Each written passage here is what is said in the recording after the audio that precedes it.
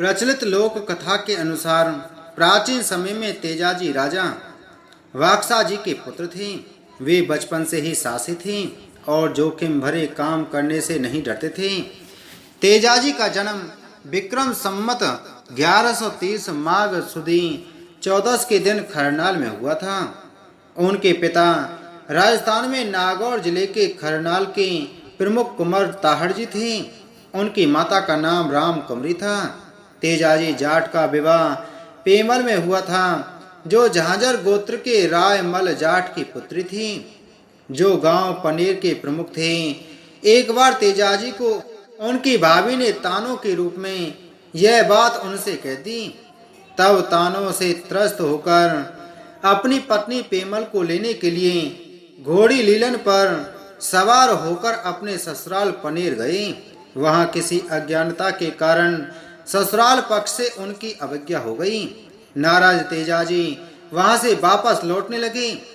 तब पेमल से उनकी प्रथम भेंट उसकी सहेली लाचा गुजरी के यहाँ हुई। उसी रात लाचा गुजरी की गायें मेर के मीना चुरा ले गई। उस दिन भाद्रपद मास के शुक्ल पक्ष की 10वीं तिथि थी।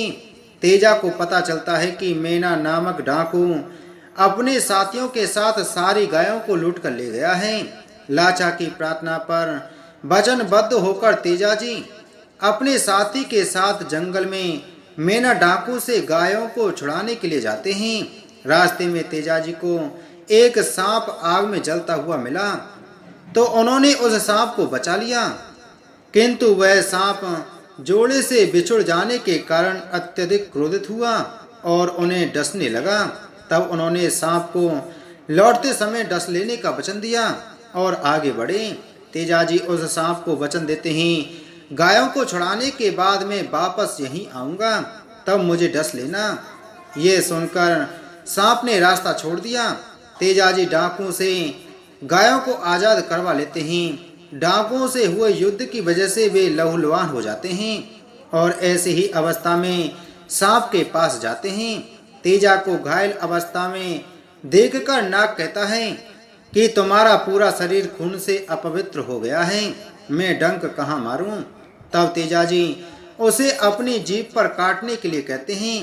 तेजाजी की वचनबद्धता को देखकर नागदेव उन्हें आशीर्वाद देते हैं कि जो व्यक्ति सर्प दंश से पीड़ित है वह तुम्हारे नाम का धागा बांधेगा, उस पर जहर का असर नहीं होगा। उसके बाद नाग तेजाजी की जीभ पर डंक मार देता है। किशनगढ़ के पास सुरसरा में सर्पदंश से उनकी मृत्यु भाद्रपद शुक्ल 10वीं संमत 1160 को हो गई तथा पेमल भी उनके साथ सती हो गई। उस सांप ने उनकी वचनबद्धता से प्रसन्न होकर उन्हें वरदान दिया। जय बोलो वीर तेजाजी महाराज की जय हो, उनकी सदा ही जय हो।